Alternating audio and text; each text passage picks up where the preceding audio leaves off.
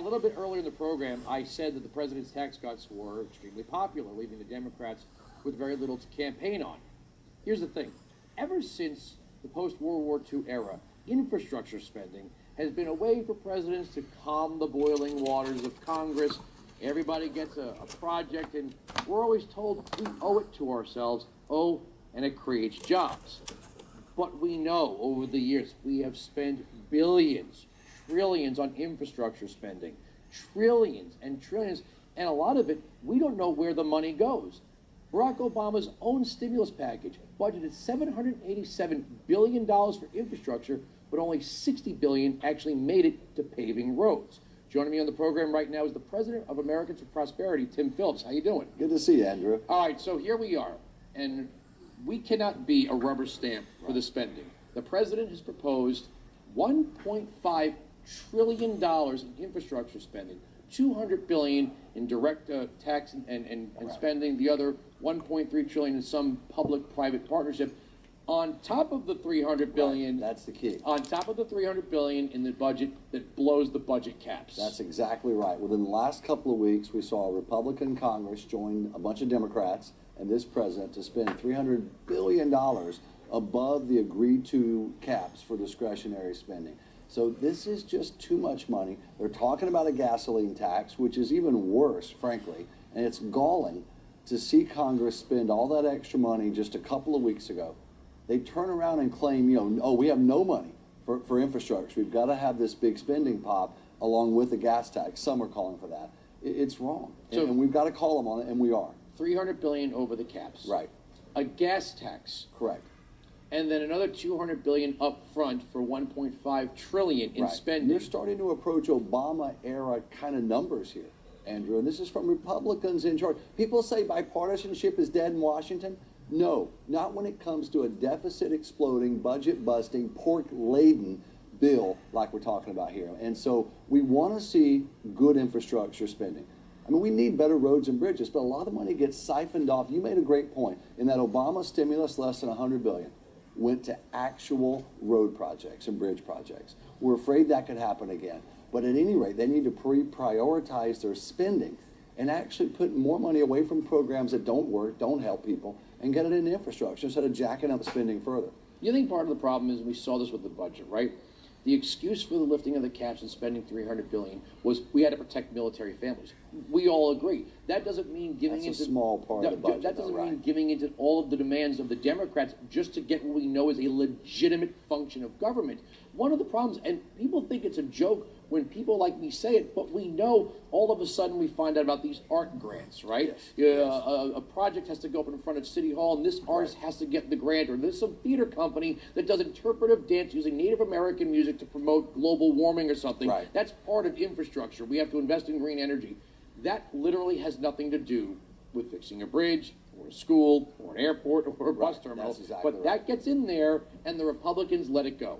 The greatest failure of Republicans over the last 20 years is on the failure to control government spending. They've done some good things. The tax cut you were talking about, great bill. It's really helping the country.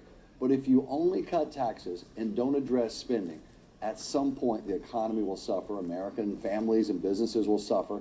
We'll see that debt. I know you talk about it a lot, at 20 trillion and rising. It'll get to a point where it's not sustainable. And by the way, if the interest rates actually revert at some point to what really they would be without artificial, stimulation, keeping them lower from the Fed, it would be even higher amounts of money being spent servicing the debt that we already have. So Republicans have failed. This was happening during the Bush era.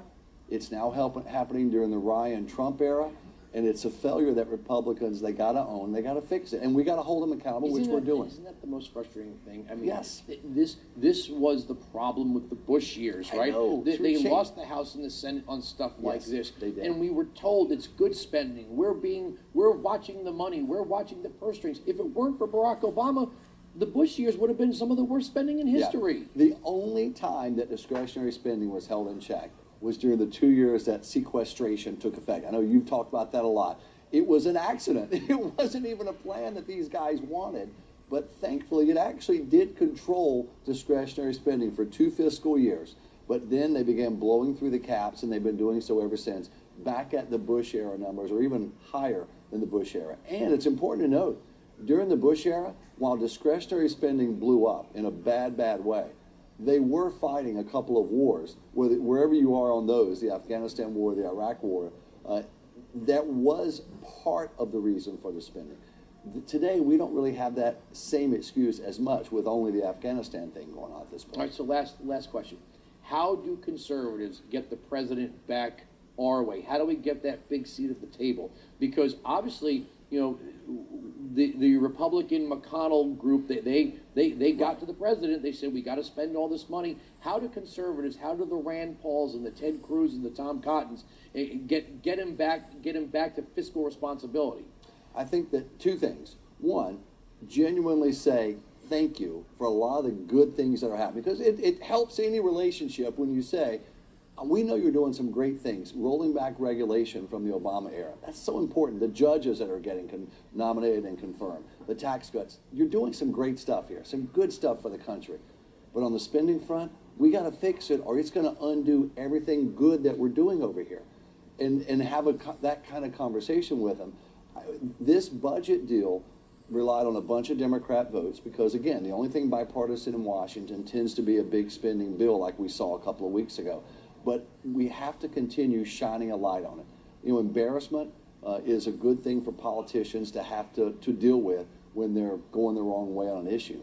And so we can thank them, be civil, because I learned very early, you don't treat friends the way you treat enemies. When someone's doing good things, you acknowledge that, thank them for that, with respect, say, but over here, we gotta do it differently. And then shine a light on it relentlessly, which we're trying to do at Americans for Prosperity. I know you're doing that as well. And Rand Paul and other folks like him are doing the same thing. All right, I would tell the establishment, you guys keep this up. It won't be that Democrats get to the polls, it's Republicans stay home, and that's how you can lose your Senate and House majority. And Andrew, when they were in the wilderness and Democrats were in control of the House and the Senate, one of the points that the Republicans promised was they would go back to a regular order budget. And that sounds esoteric. What does that really matter? It does matter, because it stretches the spending out over an 8-9 month frame. You can then dig into it, actually find the waste and the abuse and the programs that don't work, shine a light on it, root them out during a normal appropriations process. They never got back to a regular order budget, even after they had the House and the Senate. That was a really bad sign, and then now we have what we have now because of that. So at a minimum, start by getting back to a regular order budget starting this year. Then you don't have the $1 trillion plus continuing resolution, pile everything into an omnibus with no one able to actually dig into it in a very tight window. Let's get back to a regular order budget. Let's insist on that as well. All right, I got to leave it there. Tim Phillips, President for Americans for Prosperity.